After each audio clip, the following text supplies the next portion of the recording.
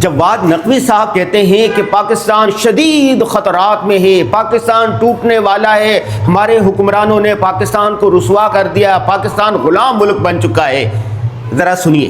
پاکستان اس وقت ایران سے زیادہ خطرے میں پاکستان ہے، یہ میں آپ کو عرض کروں۔ کیوں میں کہہ رہا ہوں زیادہ خطرہ ہے؟ جبکہ پاکستان پر اسرائیل نے حملہ نہیں کیا، امریکہ نے نہیں کیا، لیکن پھر بھی میرا یہ دعویٰ ہے کہ پاکستان زیادہ خطرے میں ہے، چونکہ پاکستان غلاموں کے اختیار میں ہے، پاکستان غلاموں کے ہاتھ میں ہے۔ غلام دفاع نہیں کرتے، غلام بیچ دیتے ہیں، غلام توڑ دیتے ہیں، غلام فروخت کر دیتے ہیں، ضمیر فروش ہوتے ہیں غلام، اس لیے یہ زیادہ خطرے میں ہے۔ جبکہ حقیقت یہ ہے کہ پاکستان دنیا کی قیادت کر رہا ہے، عالم اسلام ہی نہیں پوری دنیا کی قیادت کر رہا ہے۔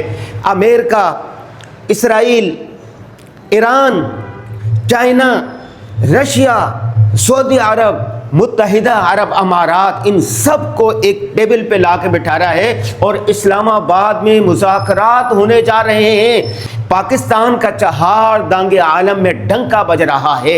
آپ کہاں سوئے ہوئے ہیں؟ آپ کے آلو ٹماٹر یہاں بکنے والے نہیں ہیں۔ آپ اپنی افواہات بند کریں، آپ فرقہ واریت کو پھیلانا بند کریں، آپ پاکستان کے خلاف زہر اگلنا ختم کریں، نفرت کے بیج بونا ختم کریں۔ جب سے پاکستان ترقی کرنے لگا ہے، پاکستانی معیشت بہتر ہونے لگی ہے، جب سے پاکستان نے انڈیا کو شکست فاش دی ہے، اس وقت سے پاکستان دنیا کی قیادت کرنے لگا ہے۔ پوری دنیا پاکستان کی طرف دیکھ رہی ہے۔ جس کو دنیا میں جہاں کہیں پریشانی ہوتی ہے وہ پاکستان کی طرف دیکھ رہا ہے۔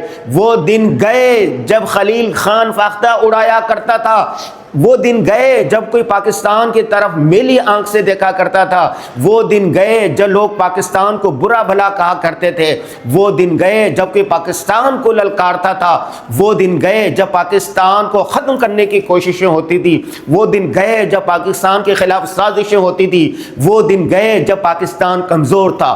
پاکستان بڑی معیشت بننے جا رہا ہے، پاکستان میں خوشحالی کے دروازے کھل چکے ہیں، پاکستان پوری دنیا میں پاکستان کا ڈنکا بج رہا ہے، پاکستان پوری دنیا کا منظور نظر ہے۔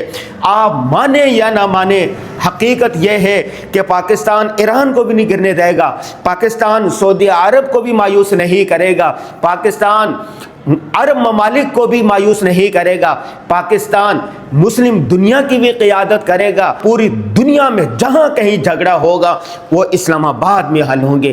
اللہ ہمارے حکمرانوں کو، آرمی چیف کو، جو حافظ قرآن ہے، جو دور اندیش ہے، جو دیانتدار ہے، جو امانت دار ہے، جو محب وطن ہے، محب دین ہے، وہ ہر ایک کی بھلائی کا سوچ رہا ہے۔ وہ چاہ رہا ہے کہ دنیا میں امن ہو جائے، وہ چاہ رہا ہے کہ مسلمانوں کا بول بالا ہو، وہ چاہ رہا ہے کہ عالم اسلام سے، وہ چاہ رہا ہے کہ دین اسلام کا پیغام پوری دنیا میں پھیلے، وہ چاہ رہا ہے پاکستان کے مدارس ترقی کریں، وہ چاہ رہا ہے کہ فرقہ واریت کا خاتمہ ہو، وہ چاہ رہا ہے کہ ایک وقت آئے پوری دنیا میں پاکستان کا ڈنکا بجے۔ وہ چاہ رہا ہے کہ اب وہ وقت آ چکا ہے کہ پاکستان دنیا کی قیادت کرے۔ علامہ اقبال نے کہا تھا نا، سبق پھر پڑھ صداقت کا، عدالت کا، شجاعت کا، تجھ سے لیا جائے گا کام دنیا کی امامت کا۔ دنیا کی امامت پاکستان کرنے جا رہا ہے۔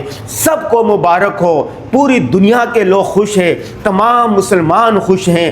اگر خوش نہیں ہے تو جواد نقوی خوش نہیں ہے۔ اگر کوئی اس وقت سب سے زیادہ جل رہا ہے، سڑ رہا ہے، نفرت پھیلا رہا ہے، کہ وہ یہی جواد نقوی ہے۔ بھائی آپ سے ہاتھ جوڑ کے درخواست کرتے ہیں کہ آپ خود ہی اپنی اداؤں پر غور کریں، آپ خود ہی اپنی تقریریں دوبارہ سنیں۔ یہ وقت نفرتیں پھیلانے کا نہیں، یہ وقت محبت کے پھول بانٹنے کا ہے، یہ وقت اتفاق و اتحاد کا ہے، یہ وقت پاک فوج کے ساتھ کھڑا ہونے کا ہے، یہ وقت پاکستان زندہ باد کے نعرہ لگانے کا ہے، یہ وقت خوشی کا ہے، یہ وقت ماتم کا نہیں۔